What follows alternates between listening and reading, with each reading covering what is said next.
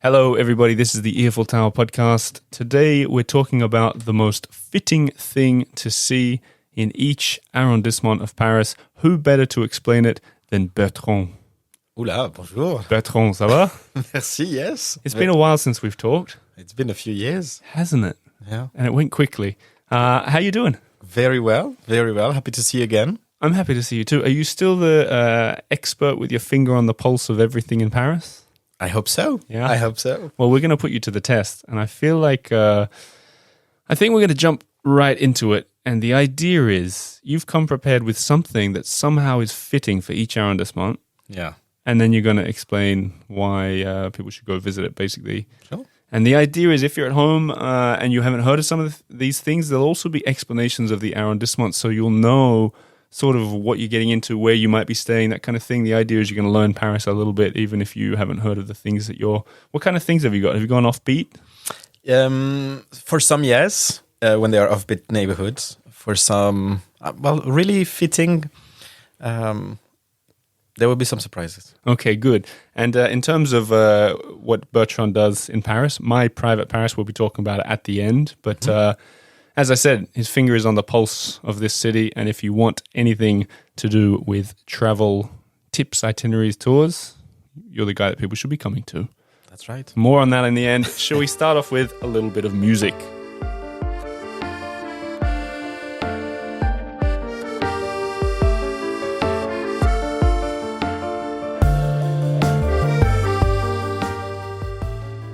Bertrand, let's jump straight into the 20th arrondissement. We start reverse. Yeah. 20 down to 1, the countdown. Perfect. Tell me the most fitting thing people should see there. I picked the Père Lachaise Cemetery. Right. Which is kind of an obvious, but at the same time really defines the area too, which is a mix of in Paris and nearly outside. True.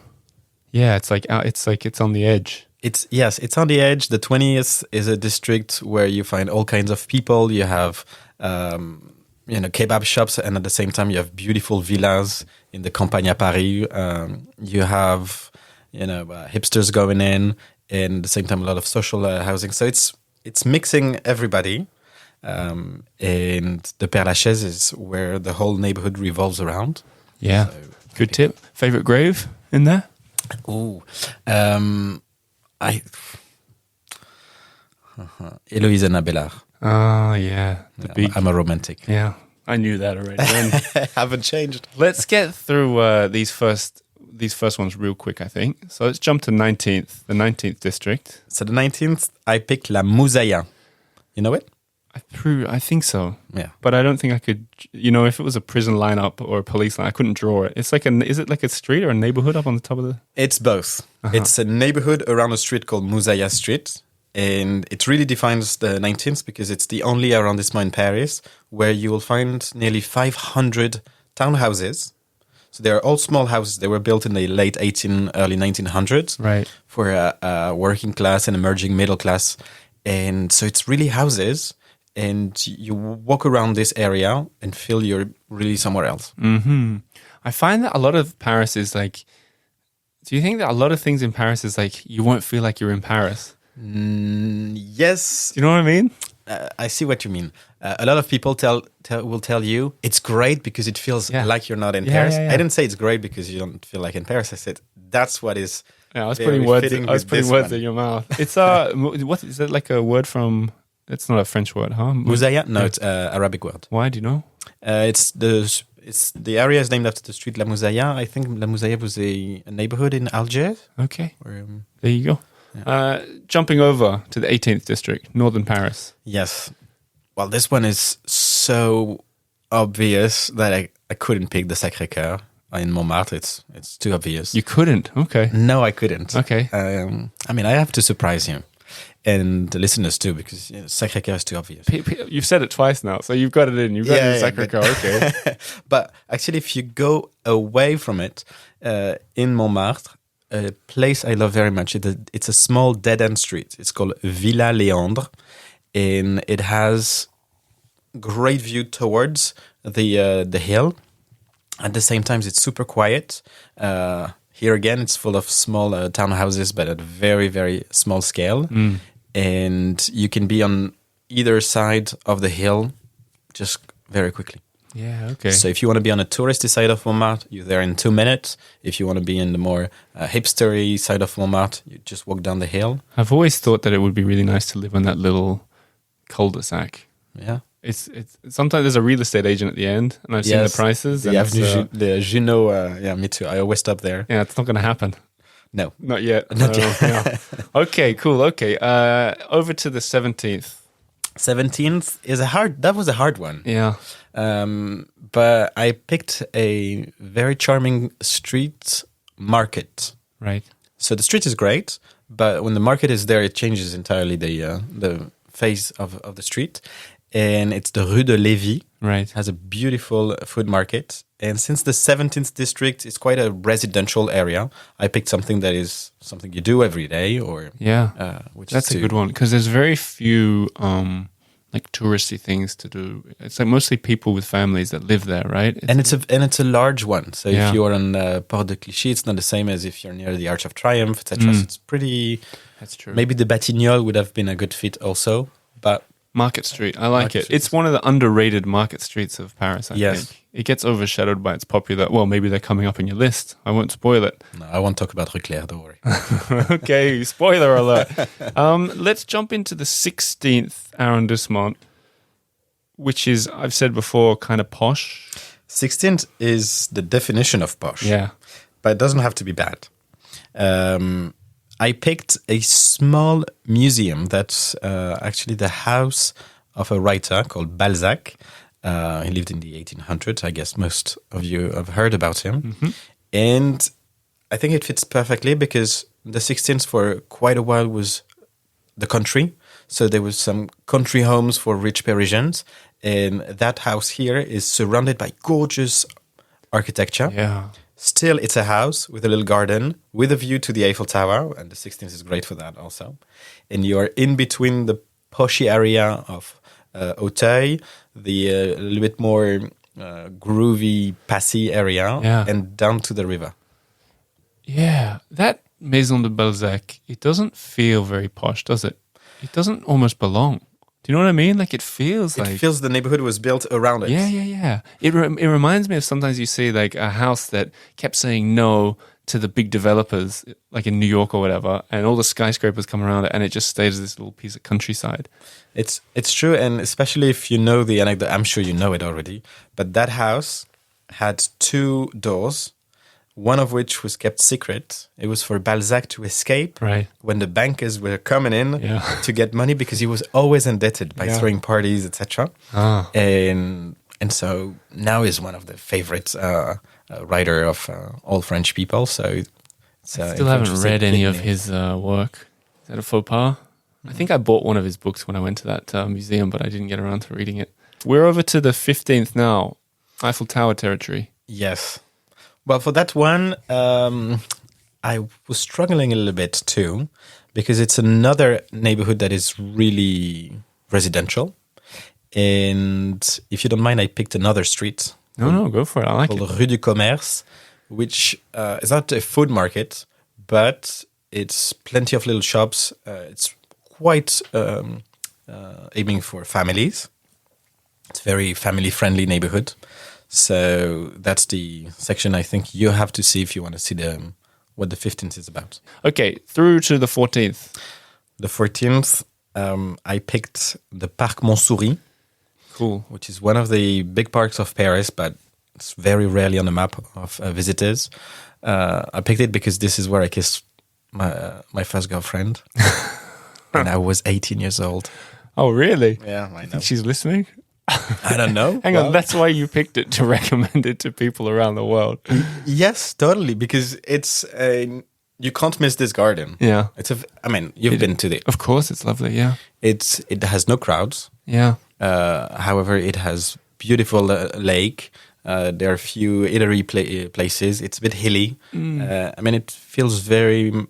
It's a man-made park, obviously. It's a bit like Brut-Chaumont without all the people. Yes, and less hills.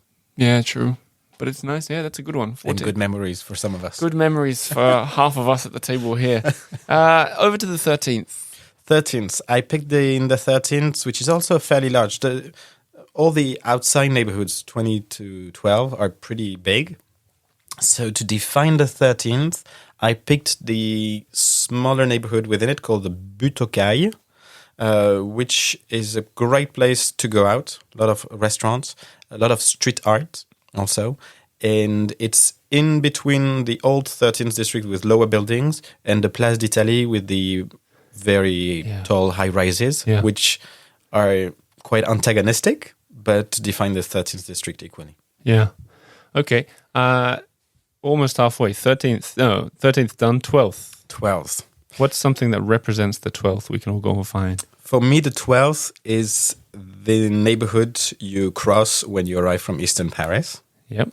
And so for that reason, I chose the Coulée Verte, this old railway that was going from Bastille to the Bastille Square to Vincennes, which no longer has trains, but lots of flowers, and you can jog, run, walk your dogs, your cat, your kids, and crosses the entire neighborhood. And it's above street level, so it feels almost like you're flying in the there's something special. Yeah, there's something special about. They say it was the inspiration for the one in Manhattan. Yeah. I mean, cool. I think there's. I was up there recently because I live quite close, and there's these signs up there that say running or jogging is permitted, but please give right of way and respect to the people on foot walking. And I thought that was quite a nice, I can imagine all the joggers up there are being very respectful. I'm not sure if they are, but it's a nice thought, Well, it's like a place for meditative They probably walking. needed a reminder. Yeah, that's probably true. Okay, 11th. Trendy 11th arrondissement. So 11th arrondissement, I chose the Atelier des Lumières. Okay. Atelier des Lumières is halfway between a theater and a museum, would you say? Yeah. And it's in an old factory. That's a good choice. This is a good choice. So it fits with the industrial past of the neighborhood. Yeah. With small workshops. The cool and trendy because, the art is broadcasted on the walls, on the floor, on the ceiling. And so it got an artsy vibe, a 21st century vibe. And the old industrial past. And some of the shows there are pretty, there's classic old, famous artists that everyone knows, but I saw Tintin there once. Yeah. All the art of Tintin, which also feels like right at home in the 11th arrondissement, to be honest. Good choice. I like that one. Merci. Halfway through, a good chance just to remind everyone you're listening to Bertrand. Bertrand. How's my pronunciation? It's getting better. Can you say it? Better than 5 years ago. You say it. Bertrand. Bertrand. You don't pronounce that D at the end, do you? No. Bertrand. You know what? I don't know if anyone's told you this. I was watching Emily in Paris. Yeah. And when the chef talks, he reminds me of your voice. Wow. Have you heard that before? Are you hitting on me? Do you know where that guy's from? Where are you from? I'm from the Basque country in the southwest. Yeah. When you hear him, does it I don't know, but I'm blushing. I don't know. Maybe it's even his manner or something. But when I'm watching, I'm like, "There's Bertrand there." All right. So I'll take that as a compliment. The listeners can decide if I'm onto something or not at all. Have you watched the show? Of course. Yeah. It's a professional duty. Yeah. I'd say. Really? How much of it is a professional duty, and how much of it is you just getting into it? Well, it's 1%, 99%. There you go. And as I said before, my private Paris itineraries, tours, helping people know what to do in the city of light. And we worked together right before COVID. True. And then things have changed a lot. You guys have grown an awful lot. Well, that's true, yes. Yeah. Well, I came into your office and there was a whole team of people. Yeah, we had a big boost post-COVID.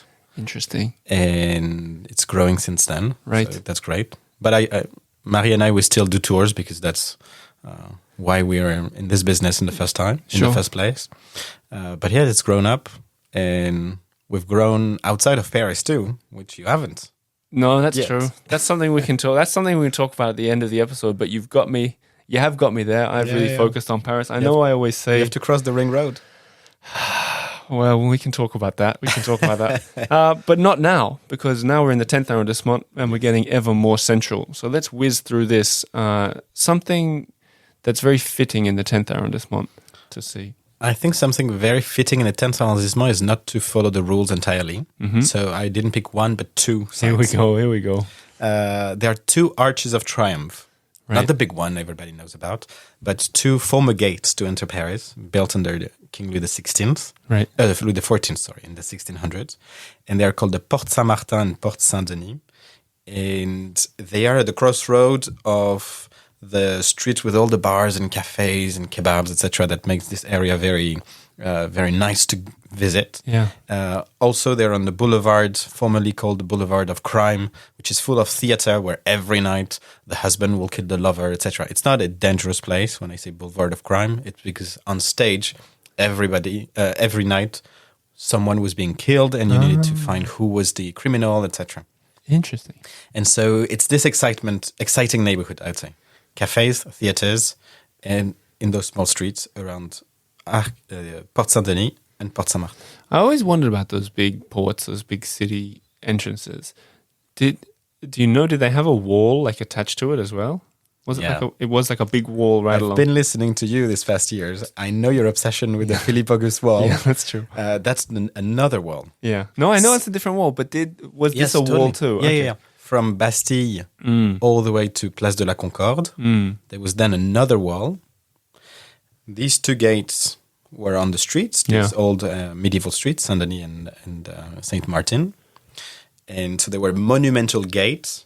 But then Louis XIV, who had them built, decided to tear down the walls of Paris. Yeah. So that created a space for the boulevards. Yeah, yeah. Boulevards were military zones by the walls where it wasn't it wasn't allowed to build anything. You need to leave space for the troop to pass. And it tear down the walls to say to the rest of Europe, who's going to make it to Paris anyway? Yeah. I don't need it. Less interesting than the Philippe Auguste wall. I don't know why. I thought there's something... It's less romantic because it's newer and it's not there. Yeah. The Philippe Auguste no wall, mystery you can it. play and, you found a part of it in a parking lot. Well, you don't need to convince me, Bertrand. Okay, into the 9th arrondissement. The 9th arrondissement, I struggled a bit because I love history and I was trying to find places that are fitting today as much as fitting why the arrondissement exists at all. So I picked a little museum that is really off the beaten path. It's called the Musée de la Vie Romantique. It's a museum dedicated to the artistic life in the 1800s. And the 9th arrondissement was developed at that time. Back then it was called the New Athens. Yeah. So it was a new place for art to develop. And that small museum fits the place very much. It's elegant. Yeah. It's slightly hidden. So it has this chic, discreet. Yeah, yeah. Great entrance between or under that tree. You wouldn't even, Yeah. You know what? The most beautiful cafe setting with the worst coffee. That's what I always think. Have you? It's not so easy to find good coffee in Paris. It's getting better though. Yes, That's thanks to Australians. That's partly true, but that's a whole different topic. Good museum, good tip. In a lovely area as well. Now we're into the 8th. We're really getting central here. Yes, the 8th still fairly large. It's around the Champs-Élysées. So I went a bit off the Champs-Élysées. Still in the 8th, I picked another museum called Jacquemart André. It's a gorgeous mansion built in the late 1800s to host the collection of a couple who decided not to have children, but their children will be their artwork, Mr. Jacquemart and Madame André. And they donated it all to the city. And so you walk inside that place, and it's almost as if they left the day before. Right. You see their bedroom with beautiful furniture. And then the collection is absolutely fantastic, from medieval, Renaissance to 1800s paintings and statuary. It is really great. It has fantastic exhibitions also, but these exhibitions are among the most popular in town, so you really need to book in advance. Really? Is this... I get confused between the museums up there. Is that the one that has that big fresco at the top of a beautiful staircase? Yes, exactly. I can't remember... because I went there ages ago, but I can't remember the rest of the museum, but I remember that being really like... You enter by the porch of a door Yeah. on the boulevard, okay? And then you arrive and you have this big courtyard, but it's not facing the street, it's behind. Yeah. And then you enter this huge room with marble columns, a balustrade. So you have the impression it's very high. And to go up there, you use the staircase. Yeah. So that's a good fit for the 8th because it sounds like that power couple Yes. belonged in the 8th arrondissement. Art, business, and socializing through art. And I bet that kind of museum is only 10, 15 euros to get in. Yeah, like most museums. So good. So good. Okay. 7th arrondissement, where I used to live. Yes. Where are we going? I'll still do a walk there. Yeah. And I think the one that defines it the most is not a small street. It's a big street. So not Rue Claire then? No, not Rue Claire. It crosses Rue Claire. It's the Saint Dominic Street. Good street. Because the 7th is as much the Eiffel Tower as it is the Invalides, the River Seine as is the more residential areas. You go south in it. And the Rue Saint-Dominique crosses it all. And I think by going through that one, you see both landmarks, official buildings, and day-to-day shops. Yeah, and good restaurants too. And good restaurants. That's a good... And if you're walking, heading to the west, you've got that Eiffel Tower looming, growing ever bigger. That's a good choice. I think most people, including myself, would recommend Rue Claire in that street. But maybe Rue Claire's done. It's not that it's done. I think it's not enough. You think? Yeah. I think I've noticed more and more people saying they don't like that street. They think it's too touristy.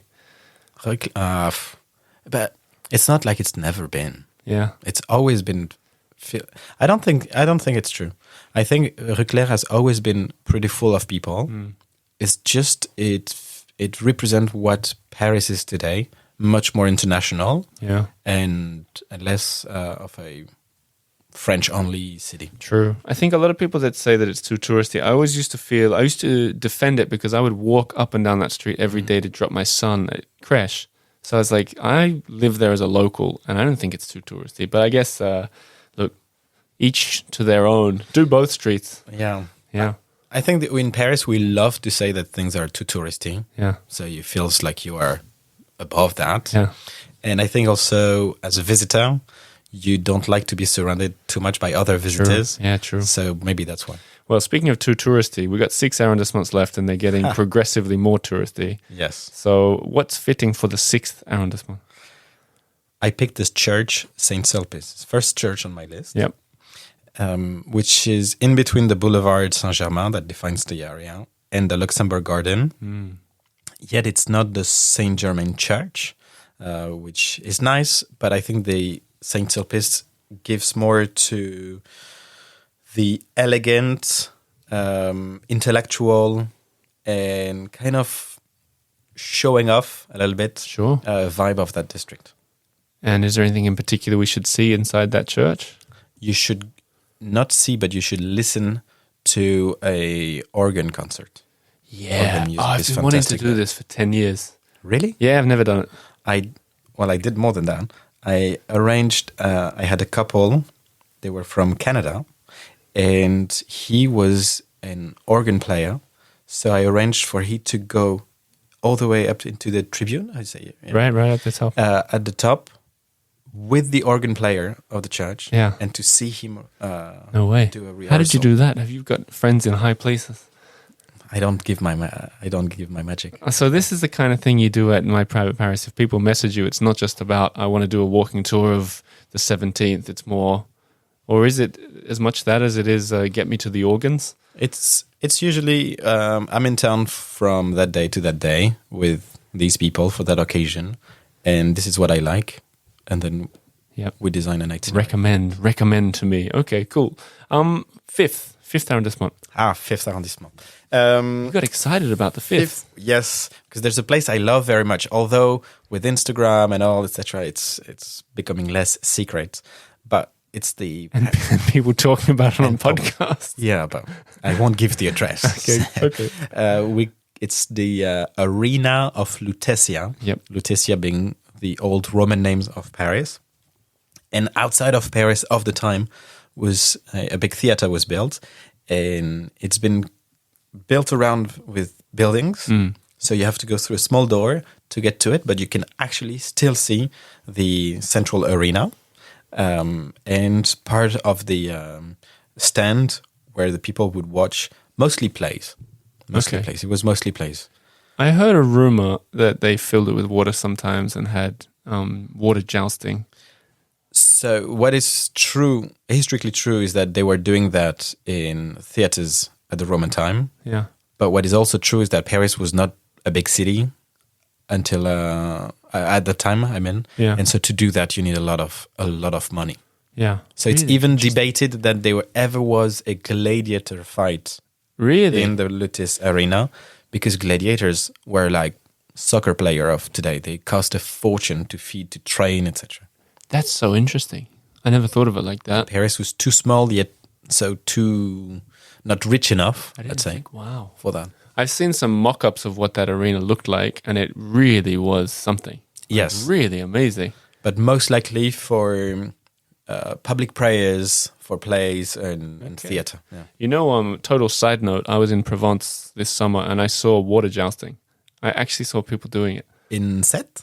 No, it was in Ile-sur-le-Sorgue. Okay, yeah. And it was not anywhere near as dramatic as maybe it sounds, but it was guys on boats with the big stick, rowing boat, and one on the front is holding the stick. I don't think they were even rowing. I think it had a motor on it, but they hit a stick into each other's chest. But it was two friends fighting for a girlfriend? I don't know. It was I took a organized? video. I'll share the video of it this week. But it was Nice. It was just whoever's the bigger guy won. Is they just used their strength. It wasn't that exciting. Anyhow, I didn't think we'd get to that. Let's go back to the 4th arrondissement. On the right bank, one of my favorite districts in Paris. What is representative of that for you that we should go and find? Again, hard to pick in that one because there's Notre Dame Cathedral. But I think Notre Dame Cathedral is fitting for Paris in general and not necessarily the 4th arrondissement. Sure. So I picked the Village Saint-Paul, which is... It's a bit dying these days. I don't know if you've been. I see a lot of stores that are closed, but I guess a new type of businesses will go in. It's got huge potential. Yeah. But it's a series of courtyards along the Philippe Auguste wall. You don't need to tell me. And it used to be more antique shops. Then some restaurants came in there, etc. I don't think they found their market yet. Right. So that's why it's not always super lively. Right. But it tick all the boxes for the 4th arrondissement. Right. Historical landmarks, modern trends, hidden yet colorful. So I noticed it looks to me that they've got wooden cobblestones on the way in. Like it looks like they're made of wood. Have you ever noticed that? No. It might not on be. All entries, because on one entry, the one that's on Rue Charlemagne. Oh, I've seen that little entry, and that's quite possible. Yeah. But I think that used to be a thing in Paris. They used to have wooden cobbles in courtyards or something. Yes. Yeah. Well, rocks were much more expensive, so it used to be cobblestone. Yeah. It used to be cobbled chunks of wood. Yeah, cobblewood. Cobblewood. Okay, let's jump to the 3rd arrondissement, the Upper Marais neighbourhood. Yes. What's fitting? What represents it? That one is where we have had our office for years, although we just moved to next to the Pompidou Center. But I picked a landmark building where actually it's more what you do around it. It's called the Carreau du Temple. Right. Carreau du Temple is a former market hall. This is where we had lunch the other day. Yeah. Yeah. You see, that's where we caught up. I had the mayor of Paris 1234 on the show recently, and he was talking about this Carreau du Temple. Well, it's next door to his office. There you go. But he was talking about how they re-air conditioned it or something in time for the Olympics. Oof, that must have been hard. Well, what used to be a market or something? Is that what it was? Originally, yes. It's what we call the Pavillon Baltard. They were like food markets around the city. The bigger one being at La Villette, if you've ever been. Yeah, sure. Gigantic. And so it's made of iron, was covered in glass, etc. So it's incredibly hot on a sunny day in it. So air conditioning is going to help. Yeah. The Carreau du Temple, I think they nearly tore it down, and it was decided to preserve it. And now they have temporary shows and work fairs, etc. in it. But it's more the area around that you're interested in. And the building is great, but the area around, yes, it's very, very upper Marais cafes. Yeah. I mean, when we were there the other day, I think I even said that this is probably my dream area to live. Yeah. There's something, and I think you said something like, yeah, you and everybody. Is that, Exactly. is it like actors or something that live around there? Or is it celebs or what is it? Yeah, you see very often writers, actors, etc. Yeah.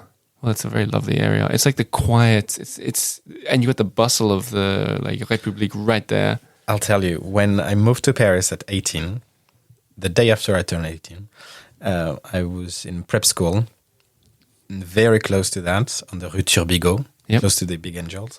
And my first friend in that class was living in a huge loft across from the Carreau du Temple. Right.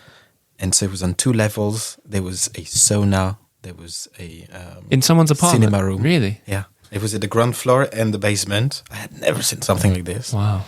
And when we lost touch, it was 20 years ago. Wow. But maybe if you listen to me today, that could be a good place Some for of the you to apartments in Paris, you don't even know. No.